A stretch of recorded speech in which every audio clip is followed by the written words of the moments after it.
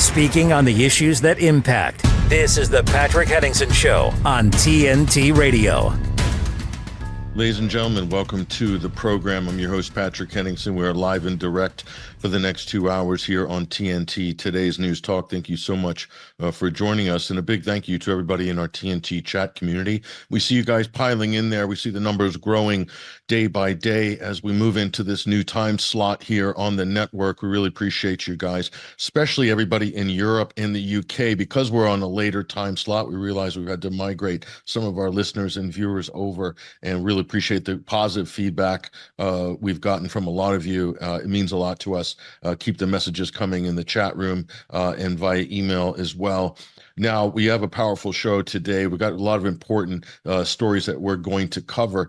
There's a big breaking story regarding Burisma in Ukraine and connections to the terrorist attack at Crocus City Hall in Moscow. As you remember, we were there in Moscow in the vicinity when that happened, and I did file a report for RT International at the time, and some of this skepticism I had about this being an ISIS attack, well, and others too, turned out to be true. So we've been vindicated based on our early analysis, but there's a whole lot more to this story as it unfolds. We'll give you the details. We'll cover this in the second hour. We're also going to be joined the second hour by a great voice from the United States, Dustin Stockton, who's going to give us an update on what looks like potentially a shakeup in the 2024 election, possibly on the Democratic side. We're also going to look at the Donald Trump campaign. Where are they at right now with the lawfare, with the vice presidential pick? All of these things are big question marks hanging over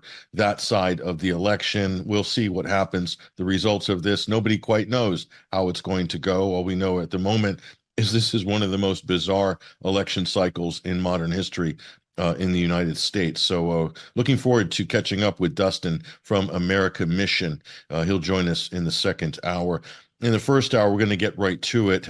There's a lot going on right now in the Middle East. The recent attack on the Iranian embassy in Damascus has triggered an additional vector of potential escalation in the region.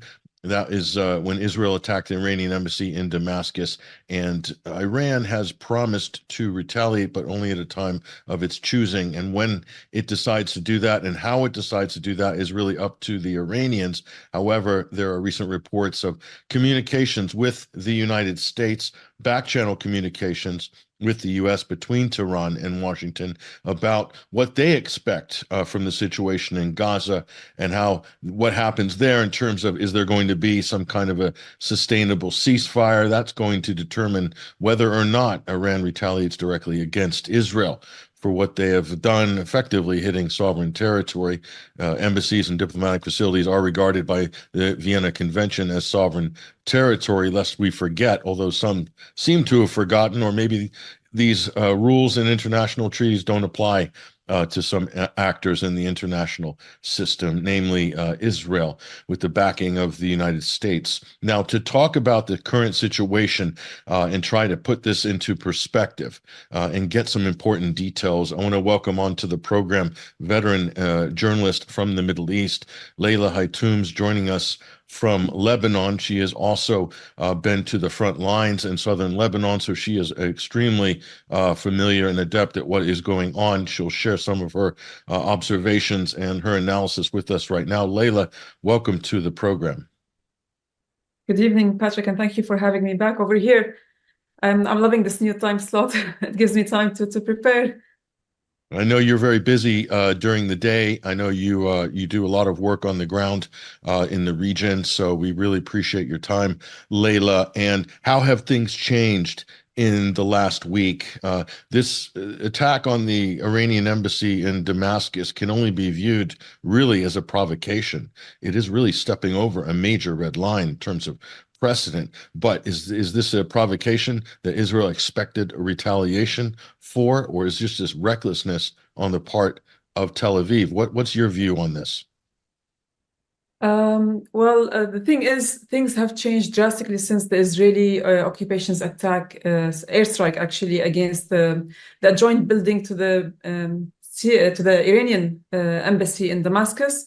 But you have to understand that this is not a precedent. The Americans have done it before, and several other nations have done it before as well against embassies, be it in Europe or basically in the Middle East or in North Africa. So there has been at least 4 to 5 incidents that I can count on top of my head when it comes to this matter over the past 30 years. What the Israelis have done is unacceptable under international law. It's a war crime. It's a breach to Geneva Conventions. Some people look at adjoining buildings as basically an extension of the embassies themselves, that they are sovereign territories. However, even if they are not a sovereign territory, they do enjoy the immunity given to diplomatic missions. So it's a direct attack on a diplomatic mission. They killed one of the top generals when it comes to the Iranian military. And that person, General Zahedi, was the head of the Al-Quds brigades. And this person had been training and helping out the axis of resistance for decades. It's not basically for the recent years. So what changed on the ground, and I can tell you basically from the southern Lebanese front, the Israelis basically changed their formation in terms of fortifying certain areas that they actually taken bunkers or had new headquarters or outposts in. At the same time, limited, if barely any, movement in the second tier and third tier settlements all the way to Rosh Dan. The Israelis have moved air defense systems. They have shifted their air defense systems to protect certain larger settlements they have, especially basically around Rosh Dan. And they have moved also some of the air defense systems all the way down to Rashash, which they call Eilat, which is right across Al-Aqaba, which overlooks basically the Red Sea. Now, there are talks in the media, yes, that possibly the Iranians and the Americans are talking, and there's a possibility of the Iranians retaliating to this heinous crime in exchange of a ceasefire in Gaza. However, this is not true. According to my own sources on the ground, and I do have sources not only from the Iranian side, but also from the axis of resistance side, this talk or this kind of talks never happened. Never materialized. This is just propaganda. The Iranians had vouched during a press conference that was held in Damascus by the ambassador himself that the Iranians will retaliate, and they will retaliate according to their own time, where they see fit and when they see fit. So the idea is that the Israelis are now preparing for that. And we recently heard the deputy chief of the Israeli military basically telling the settlers at one point or another, especially in Rosh Dan, to prepare and stock up on food, medication, and water, as well as set up their landlines, because they might be going into war with North Lebanon, which insinuates that the Israelis have been pushing towards that war, and they're basically pulling Iran into it so they can actually have an excuse to go into that war. I think you've brought up a good point there. When I saw this initial reports, a lot of people were tweeting about this. It's this back channel, third party message between Tehran and Washington. I kept looking for the source and I couldn't find it. And I'm always very suspicious when I can't see it. And so then is this then at that point internet chatter? If that's the case, Leila, and maybe you could speculate, if you will, I'll give you free range to speculate here, who would have put that information out? And maybe for what reason? Do you have any thoughts on that possibility? Usually, we've seen it. I mean, I've been a reporter for only 22 years, right, covering this region. But usually we see this happen when the Israelis are trying to test the waters, or the Americans are trying to test the waters with the suggestion that they will bring to the table right before negotiations happen. And this happened right before the negotiations table, the most recent round that actually failed as well. When some people say that it didn't fail, it actually failed miserably. They have reached no solution. The Americans might have put it out just to test the waters, but I can tell you one thing. I also saw it in regional Arab, actually GCC allies of the US media outlets. So the media outlets that belong to certain states that are allied with the US have also ran similar stories based on sources close to Iran, sources close to Hezbollah, and basically sources close to the axis of resistance without naming them. And at one point, one of them had the audacity to go and run a whole story based on a higher up source from Hamas. And everybody was on the ground laughing, because we know that Hamas would never speak to that media outlet at all. So the idea is that they were testing the waters, trying to stir the regional sentiment over here, that Iran refused at one point or another to pass it. It's like they passed on a chance for ceasefire because they were adamant at revenge. This is how they're going to play it. So the idea is like, I mean, the US is going to go out and say like, we tried our best, but the Iranians retaliated and they want war. So it's Iran's fault that war happened, not because the Israelis actually bombarded and killed an Iranian diplomat and member of the military who was found inside the premises of the Iranian embassy, basically in Damascus.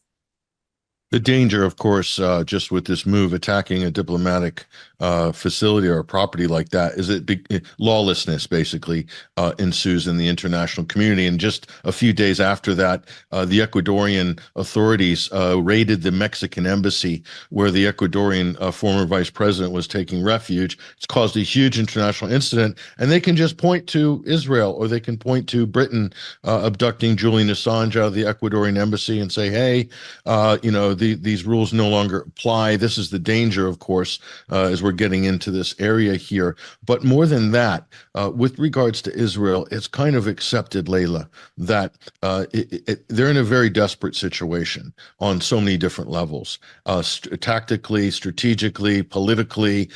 They've lost the court of public opinion internationally now. They are a pariah state.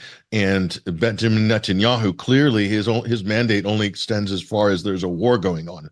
As soon as there's a ceasefire or anything like that, he's out the door. So isn't it true maybe that there's an incentive by the Israelis to draw the United States possibly into a conflict with Iran somehow, or to create an international incident that would draw the U.S. closer during an election year into some deeper level on this conflict? Is that possibly the motivation for what we saw in Damascus last week? Well, it's a mutual interest and mutual beneficial relationship between the Israelis and the US at the moment. Bibi Netanyahu needs this war to continue so he can actually stay in power. Anytime this war ends, there will be basically trial against him that's brought against him, and everything that he has done in the past will be dragged against him in the court of law, right? So he fears that day. That's the first thing. He hasn't achieved any victory on the ground that he can actually stop this war and go to his people and say like, but I gave you this and I gave you that. That's why he's trying to annex North Gaza, to tell his people, at least I gave you North Gaza. Or he's basically trying to annex further lands inside the occupied Palestinian territories. I mean, for the past 30 years, now we're witnessing the largest land theft and annexation within the occupied Palestinian territories by the Israeli occupation, and the world hasn't moved a single finger to stop them. And those are the territories that even the United Nations say that they are occupied Palestinian territories. It's not like part of the Israeli entity. But to look at it, I've said it from day one, it's not the Israeli war against Palestinians or people in the region, as much as it's basically a US war against Russia. You have a war of proxies, as we call them. Some people are a bit sensitive to the word proxy, but proxies are usually the smaller groups rather than basically when we're talking about regular armies or larger armies or states, right? So this war of proxy, the Americans have been dancing around with the Russians across the world, including in the Middle East, for the longest time. For the past 4 years, 5 years almost, the Americans and the Russians have been fighting over energy resources in the Eastern Mediterranean region. The Russians have been extending their own energy pipeline from the east to the west, basically through Azerbaijan, Turkey to Central Europe. And the Americans had, at one point or another pipeline to rival it, coming from the GCC to the Eastern Mediterranean. We're talking about Egypt and Israel towards Cyprus and Greece, all the way to Europe. Whoever controls the energy resources that goes to Europe controls the European decision-making. And if you remember, I had mentioned it before, Jeffrey Feltman, the former US ambassador to Lebanon, the one who was responsible for the file for the Horn of Africa, the same guy who used to advise Hillary Clinton when she was the Secretary of State, he was advising her on Middle Eastern affairs. He's the one who stood in front of the Congress 4 years ago and said, we have to beat Russia to the energy resources in the Eastern Mediterranean region before Moscow beats Washington to it. Like, we have to actually beat them. So this dance has been ongoing for the past 4 years. The Americans need this war for 3 main reasons. Their economy is in shambles. No matter what positive information or data that they give out, economic data, their economy is in shambles. Inflation is still high. It's a source of worry. The parity for the dollar is not as strong as it used to be inside the US. You have higher unemployment rates, higher homeless people. So all of that creates pressure. And their debt is increasing. It's beyond $32 trillion now. So the idea is that if you look at all of that, the US needs this kind of war. The second thing is it's a year of elections, and each side is trying to push at one point or another to show that its own constituents that they are doing something on the ground. And the third point is that the moment the Israelis actually kneel, because they have lost massively during this war, not only human capital, but also in terms of basically damages, economic and financial. So the idea is that the Americans will be waltzing in to tell the world, we are the ones who saved the Americans. And this is basically a positive point at one point or another. This is how the Americans see it in terms of showing their constituents that we saved the Israelis after we depleted everybody's resources in this region, including the axis of resistance. So the whole idea is that the Americans won this war. They capped on the Israeli greed, Bibi Netanyahu's greed. Actually, his name is Benjamin Miliakowski. He changed his last name to Netanyahu to fit into this region. He's not part of this region. He's part of Eastern Europe. So Benjamin Netanyahu actually has greed in terms of annexing more land to create the larger or greater Israel that he dreams of, that his radical constituents dream of, that Bezalel Smotrich, the finance minister, and Itamar Ben-Gvir, one of the war cabinet ministers in the past, actually is dreaming of achieving. And all of that together basically is the Israeli greed that Bibi Netanyahu is capping on to create that war and annex more or further Palestinian land. We saw him trying to annex northern Gaza. He's trying to do a military operation in Rafah, or maybe basically diverting our attention towards Rafah. He keeps threatening of an operation over there, but at the same time, he's annexing larger plots of lands in the occupied Palestinian territories, the largest ever in the past 3 decades. So the whole thing actually fits. And as I said, it's a symbiotic relationship. The Israelis won this war for their own greed and for Bibi to save his hide in terms of facing his people. At the same time, the Americans won this war to control energy resources in this region, build their military base in the Eastern Mediterranean region to rival the Russian military base in Syria and Hamimim, and at the same time, control the energy resources in this region. And also, I want to ask you, what about the Israel's basically, all indications are that they have a plan for Gaza, and that plan doesn't look like it entails Palestinian residents. Everything is pointing to a policy of ethnic cleansing and killing the population there. I mean, at some point, we don't have to debate this, looking at the devastation that we're seeing. Look at how they're trying to partition North and Southern Gaza, trying to create military facts on the ground here. So can we conclude that Israel has, the Israeli society, not just Netanyahu, look at the polling, they support this operation in Gaza. The Israeli society as a whole does not want to deal anymore with the native Palestinian population as it stands in Gaza. We'll get to the West Bank later, but is that safe to assume? I don't want to sound hyperbolic, but at this point, it's not looking good. What are your thoughts? Nothing about war looks good. That's the cardinal rule. Nothing about war looks good.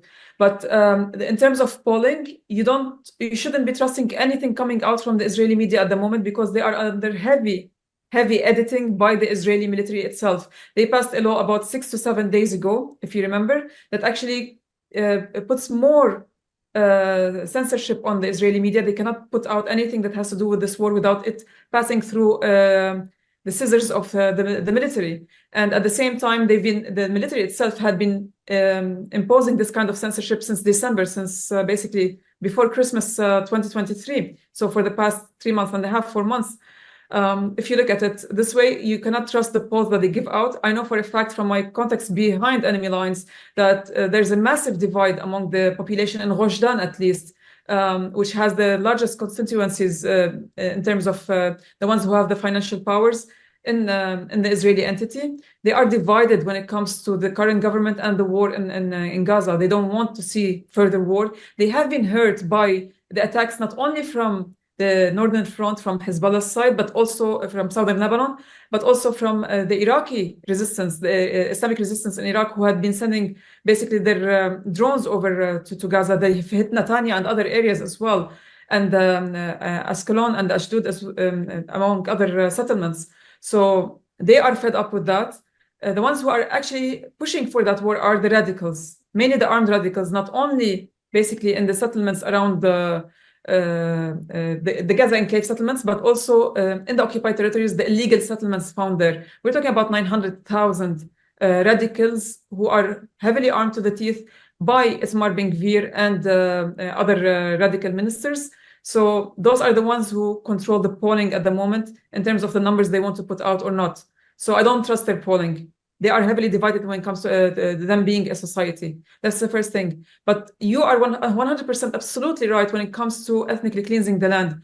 The Israelis did not shy away from showing the world that they are going to starve the Palestinians, at least in North Gaza, to death, or to push them out from North Gaza. And if you've looked over the past 3 months, the Israelis had built a heavily fortified line that cuts North Gaza from the rest of Gaza, and that line is called the Netzarim Corridor. We've spoken about it multiple times. One of our colleagues in Y Plate had written about it extensively, and his articles are found on Twitter. Soon enough, they're basically going to be on a website that we're preparing for them. And at the same time, that corridor bans any aid from reaching North Gaza by land that's coming from South Gaza and Central Gaza. What they're doing is also creating a scorched land of about 3 kilometers from the Netzarim corridor southwards that nobody can approach, which means they're eliminating Central Gaza at one point or another. And today we saw the Israelis ramping up their attacks on Central Gaza, especially in the Nusayrat camp, and they've committed another massacre over there. Any aid that manages to cross with an Israeli green light from south to Central Gaza towards the north, the Israelis bombard it the moment it reaches the North Gaza. And they kill with it tens to hundreds of Palestinians, hungry Palestinians, unarmed civilians who have approached these trucks to actually receive some of the aid. The aid that is being airdropped to certain areas in North Gaza by the Jordanians and by other entities are also subject to the Israeli sniping. The Palestinians who run over to actually pick up those aid are being sniped by the Israelis every now and then. Tens of people have died because of the Israeli sniping. When people are going, they go to actually pick up humanitarian aid that's being airdropped, as well as hundreds of civilians. We're talking about over 600 now, by now the numbers. The series of flower massacres since February until now has basically exceeded 600 martyrs, mostly people under the age of 18. Those who don't have, basically, they belong to families that have lost the father, lost uncles, so they send in the children to bring that kind of aid. And today we had one of our he's one of our colleagues who used to live in North Gaza, told us about one of his neighbors. He's 15 years old. He went over to pick up some of the aid from the trucks that arrived to North Gaza at the Kuwait roundabout. And this is where the first flower massacre happened, if you remember, 2.5 months ago. He was shot and killed by the Israeli snipers. When his uncle came to help him, he was also shot. The mother later on tried to save whatever was left to save, and she was also shot. This is the kind of thing that they're doing. They're ethnically cleansing the land, terrorizing people, bombarding them, killing them, starving them to move out or actually die in their place. If that's not ethnic cleansing, I don't know what is.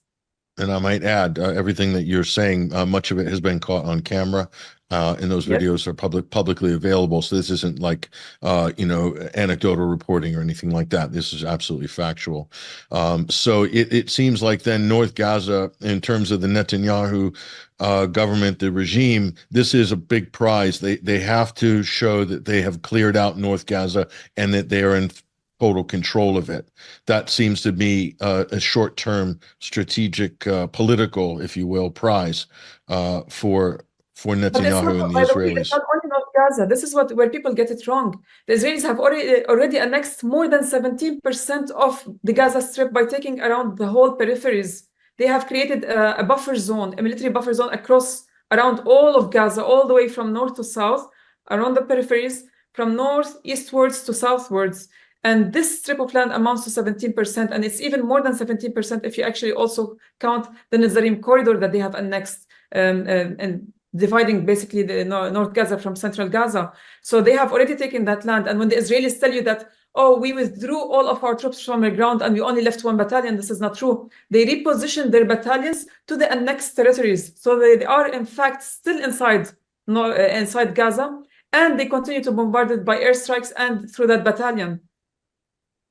Right. So all those statements about them withdrawing from Gaza, complete public relations, right? Just not factual at all. True. They did it basically shortly before the negotiations started for a reason, so they can actually tell the world, well, we withdrew from Gaza, but Hamas refused to actually accept some of our terms, and this is why the negotiations failed. It's because Hamas did not agree, whereas Hamas had given only two conditions for them to agree to a ceasefire. Basically, the return of the release of all of the detainees and the complete withdrawal of the Israelis from all of the Gaza Strip.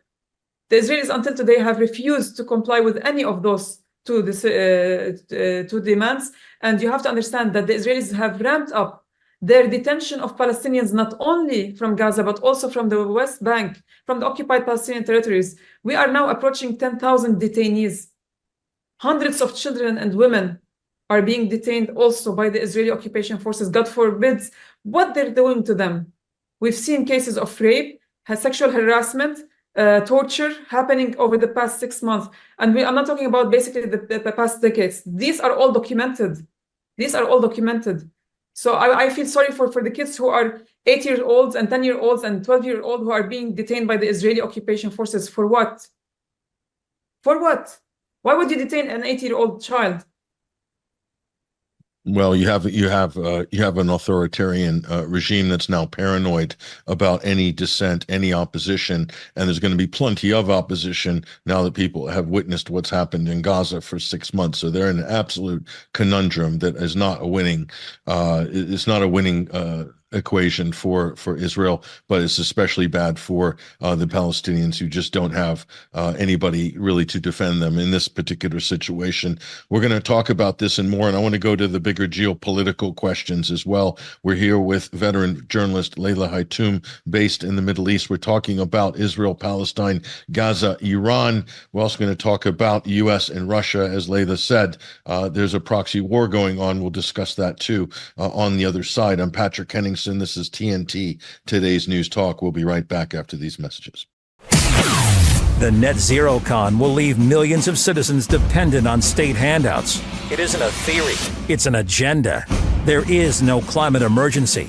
On air 24/7. This is today's News Talk Radio, TNT.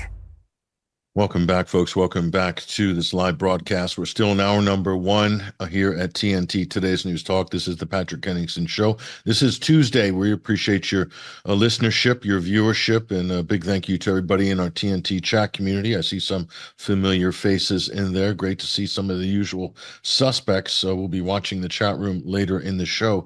Right now, however, I want to welcome back onto the program Leila Hatoum. She is a veteran journalist based in the Middle East. She has also frequented the front line in South Lebanon. She is very well in tune to what is going on the ground, but also regionally. Now, Leila, before the break in our previous segment, you talked about that there's also a proxy war going on. So let's zoom out geopolitically here. I tend to agree with you. There's two things that have happened in the last month I'd like to get your comment on regarding the Russian Federation. One of them is Russia holding these multilateral peace talks or dialogue talks with the Palestinian resistance factions in Moscow just a few weeks ago. I want you to comment on this because this is also unusual. The second thing is Russia repositioning some of its battalions to the Golan Heights or in that vicinity. So this is, to me, looking like Russia is kind of putting a more firm hand down potentially. And is this the case of now, rather than previous decades, major decisions or major moves ran through Washington, or now there seem to be more things running through Moscow regarding the Middle East here? And I know this is also a result of Russia moving into Syria in October 2015 at the invitation of the Syrian government, of course, and how that's also changed a little bit the geopolitical reality in the region. But on those two items, I want to get your comment on those. Go ahead. Well, some people find it a surprise that the Russians held these talks a few weeks back with the Hamas and PIJ representatives at one point or another. But you have to understand, it's no surprise to the people who have been following this from day one, from October 7. Remember what Hamas did. They sent their political arm outside, their political representatives, to Doha and to Moscow, and delegated both to negotiate in their name when it comes to any possible negotiations going forward. So Moscow had been delegated from day one, and Moscow had been following up on this from day one. Now, the bigger picture, if you want to look at it, I wouldn't basically be looking at those kind of talks between Hamas and the Russians, because I do believe that what the Russians told Hamas is that we will support you no matter what. I would go back to the attack that happened in Moscow, the terrorist attack that killed hundreds and maimed hundreds of people over there. Remember what Putin said, and I'm going to paraphrase because I don't remember the exact words. He said, "We will not allow anybody to tamper with our with the security of our extended interests." When he speaks about extended interests, that means their allies abroad. And their main interest abroad, where does it lie? At the foothold of the warm waters of the Mediterranean. And we're talking about Syria. The only Russian military base in the Mediterranean is basically found in Syria and Hmaymim. And it's right across from the British military base in Cyprus. And it's right across from the death port, the floating port that the Americans are intending to build, and they have spoken about it, and they're sending 1,000 troops to build in front of Gaza. So the idea is that there will be a military base for the Americans over there to counter the Russians. And when that attack happened in Moscow, Putin actually drew the red line, moved 10 battalions along the southern Syrian front, which is basically the occupied Golan Heights, that the Israelis have been trying to annex for years, but against international law, because international bans them from annexing somebody else, another country's land. And basically the Russians told the world in that move that we are ready to go into this war on the side of our allies. That means the Syrians and the Iranians, in larger sense, the axis of resistance. Otherwise, they wouldn't have moved their battalions over there. And remember with two things. The Syrians have Russian air defense systems that are very accurate, and they've downed a Falcon plane in the past, an F-16 for the Israeli Air Force in the past. They have downed other F-16s by Turkey at the beginning of this war back in 2011, 2012, if you remember, shortly before that war on Syria started. And at the same time, they managed to down one of the missiles that was launched by the Israelis against the Biqa in Lebanon, Janta, the area called Janta. The Syrians downed that missile by their air defense systems, which means they are ready and they are using accurate air defense systems. Now add to it the air defense systems that are brought by the Russians. So far, we've seen the Syrians use the S-200 and the S-300 basically air defense batteries. We haven't seen them use the new ones, the S-400, which they received a few years back.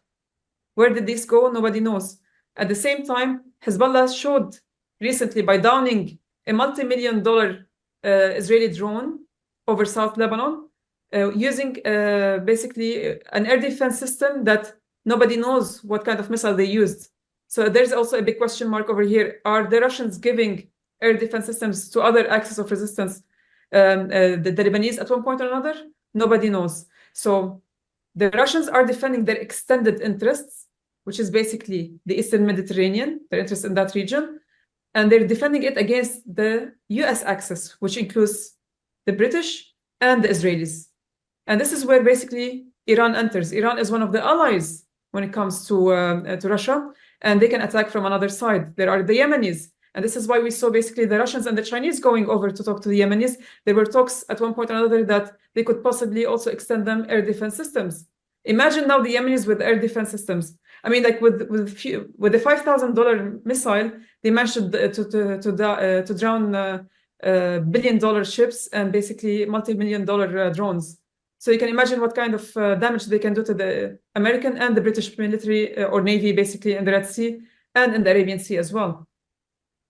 This is interesting, Leila. You know, up until this point, there's been this kind of deconfliction agreement really between Russia and Israel. As we know, as anybody who follows this region knows, Israel has been hitting Syria almost on a weekly basis for the better part of 10 years, hitting their airports, hitting what they claim are military facilities or Hezbollah targets or Iranian targets.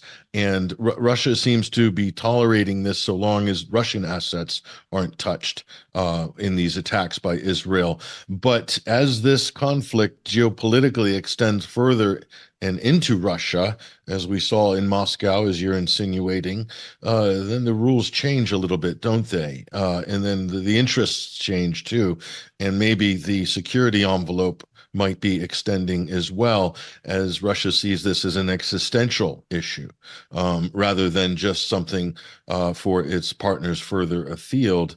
So is that what we're looking at?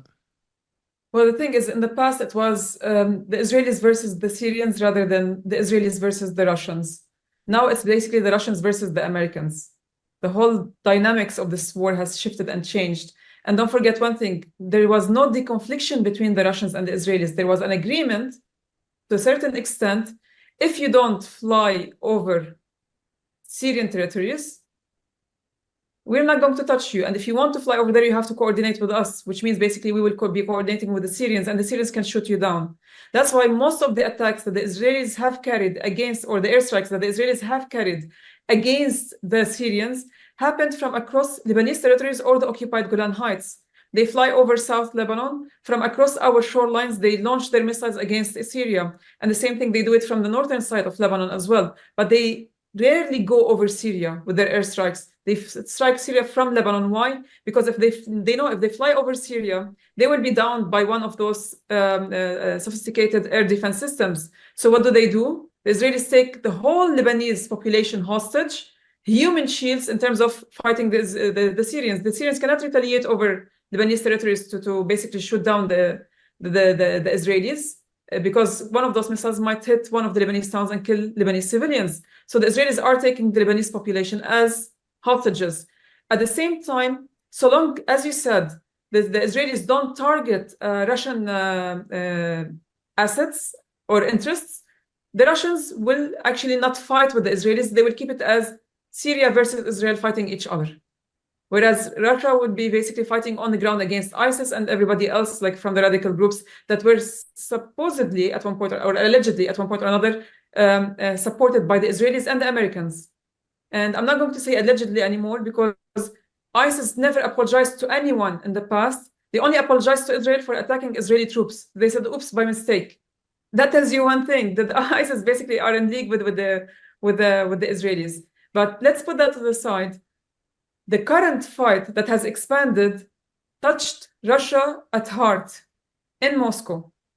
And the presence of the Americans on the ground, they've sent not only one, but two Delta forces. The first one got liquidated a few months back, and the second one was sent literally a week and a half ago. It's a kill team that's on the ground supporting the Israelis in Gaza.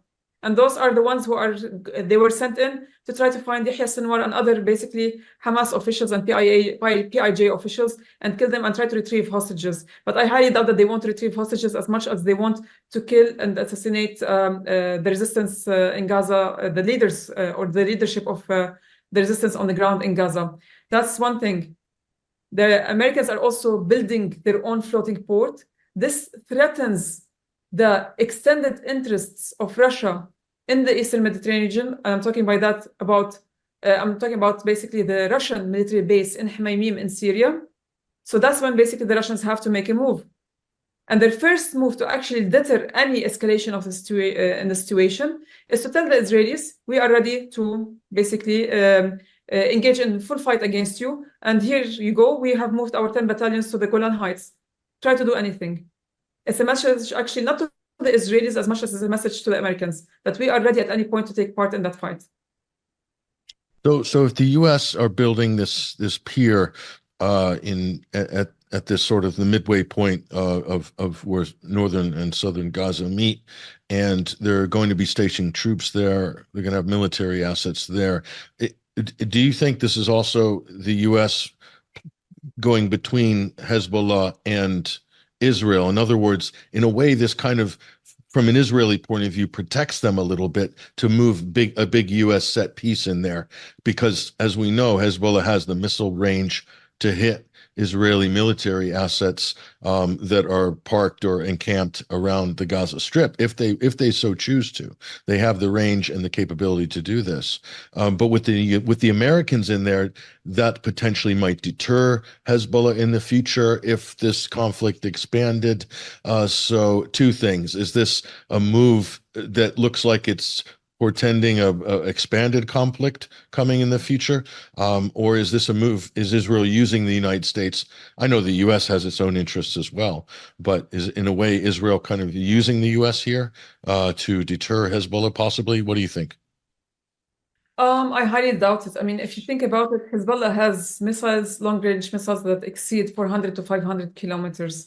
The shoreline from Nakura and Lebanon, Ras al Nakura, all the way down to the occupied Ras al Nakura, which is Lebanese as well, all the way down to South Gaza, that's about roughly 300 kilometers, right? So it's beyond the Palestinian territories. They can actually hit beyond Palestinian territories. I don't think that an American military base in the Eastern Mediterranean would deter Hezbollah. The Americans tried to do that back in 1983. What happened? Do you remember the blast of 1983 that killed over 200 American and French soldiers who came into Lebanon as invaders, and they went back basically in body bags? The same thing will happen over here, but not at the hands of Hezbollah, also at the hands of the Palestinians themselves. Do you think basically Hamas will be eradicated until now? The moment that the Israelis said that they withdrew from certain areas, you saw salvo of missiles coming out from North Gaza, from Khan Yunis, from South Gaza as well. So North, South, and Central. And by the way, the Zarim corridor that cuts off North Gaza, it cuts it off from Central Gaza. The Israelis are trying to insinuate that there's only North Gaza and South Gaza. There's nothing called Central Gaza. Central Gaza exists. It's a large plot of land that the Israelis are trying to also clear up and create a scorched territory over there. So the Americans are not building the pier. They had WCK and the Israeli military build that pier. According to the Israeli military and WCK themselves, they actually tweeted about that. The Americans are sending 1,000 troops to build a floating port in the sea. 1,000 troops to build a floating port, yeah, not civilian workers or architects or whatever it is. And they're going to control it to control humanitarian aid that goes into Gaza. If you want to send humanitarian aid to Gaza, you don't basically spend hundreds of days or basically months in building a floating military port. What you do is actually open all the land borders and allow thousands of trucks that have been waiting for the past 6 months to go into Gaza and give that aid to the population. You will actually eradicate hunger situation and famine in matters of hours, not days, hours. But the Israelis and the Americans refuse that, which tells you that there's a malintention in this matter, malintention in terms of building that floating port because it's the nucleus for a larger US military base. That military base can control certain aspects of war, but it cannot deter basically the resistance from attacking and inflicting real harm against the Americans. The Americans are very cocky. They haven't learned from their lesson in the past. They haven't learned from 1982 or 1983. They haven't learned from their losses in Horn of Africa back in the 80s and 90s. And basically, most definitely now they're showing the same cowboy aspect that they haven't learned the lesson over the past few months, with the Yemenis actually slapping them. Do you think the Yemenis that are less equipped as opposed to Hezbollah? I want to talk about the. Yeah. I definitely want to talk about the axis of resistance. Yemen, also the Hashd al-Shabi in Iraq. We want to talk about them in the final part of this segment here. I'm with Leila Hatoum, veteran journalist, Middle Eastern based. We're talking about the potential escalation of a wider conflict right now, and we'll talk about that more after the break. I'm Patrick Henningsen, your host. Stay with us. We'll be right back. Whatever happened to good? It's a word that gets thrown around a lot, and it's become our automatic answer to so much. Hey, how's things? Good. Your mum, your weekend? Good. Is good even that good anymore? At the Salvos, we believe good deserves better. Let's reclaim its true meaning. To us, good has always been about making a difference, and good never picks or chooses who it helps. Isn't it time we all remember what good really means?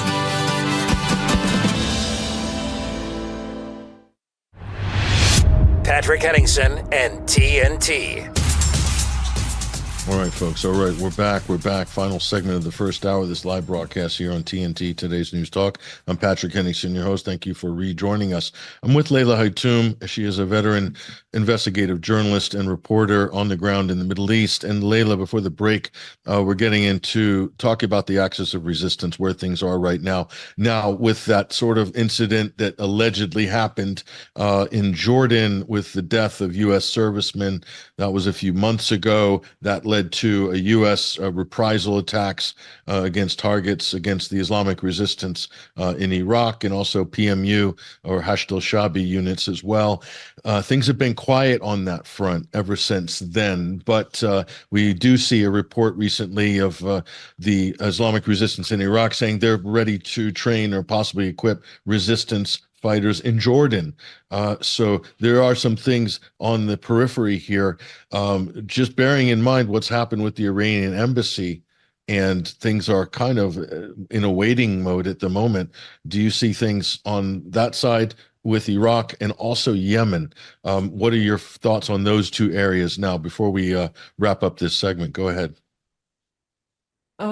I have to remind people that mainstream media doesn't show them everything.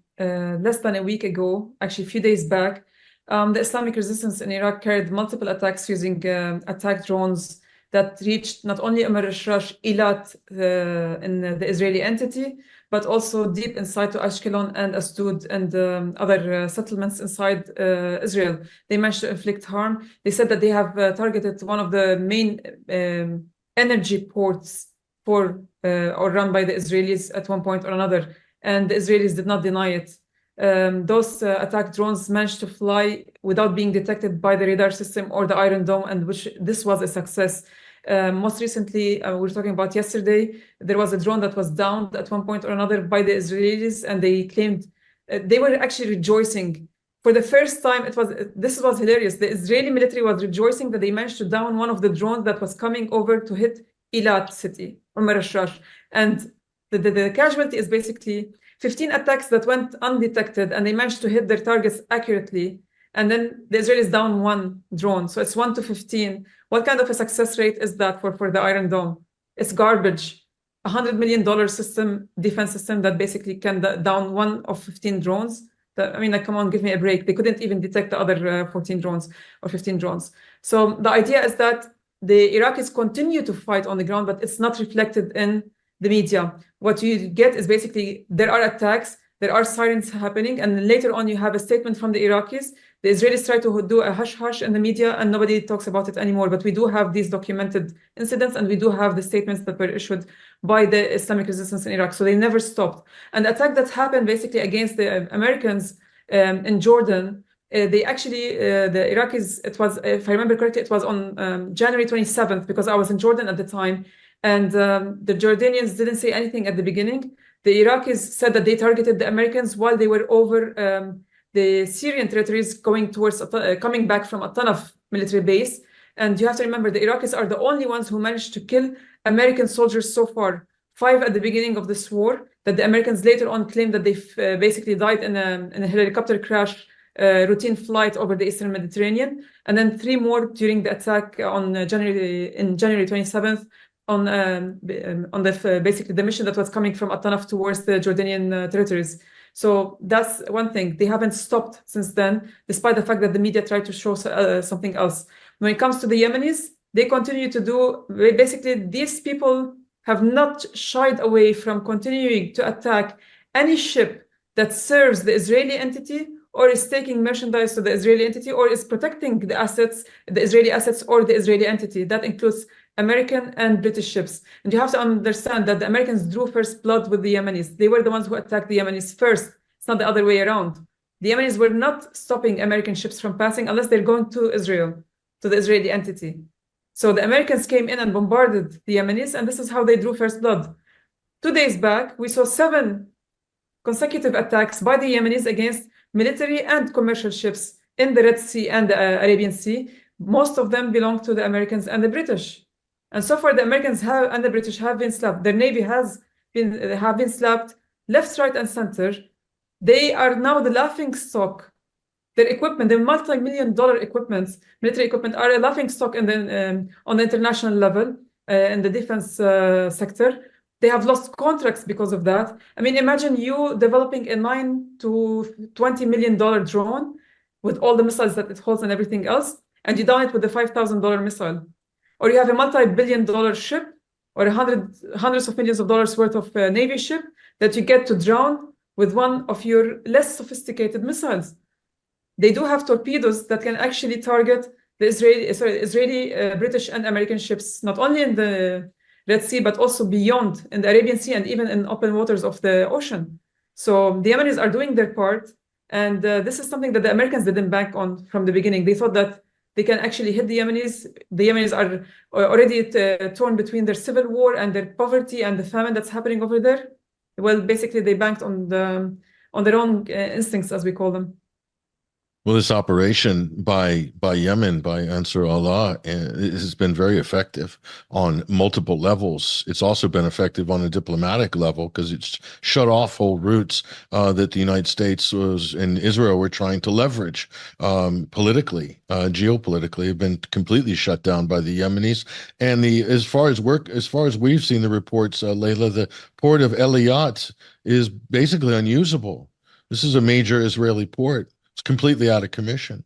So, and this is down to these various resistance factions. So very quietly, as the story you're telling here, Leila, is that very methodically, very systematically, strategically, very quietly, in fact, without the media fanfare, the axis of resistance has been working to close off and tie up some of these loose ends, has really taken away a lot of the advanced strategic and tactical advantages that Israel and its allies held in the region without any challenge for so long. Those have all been challenged now. And, some people might say this is only the beginning, Leila. The Straits of Hormuz are still open, but they could be closed at a moment's notice. I mean, Iran has that power, don't they? And they haven't exercised it, which to me is quite extraordinary, but also shows the real power regionally that Iran has, because it's what you don't do that shows how powerful you are as much as what you do.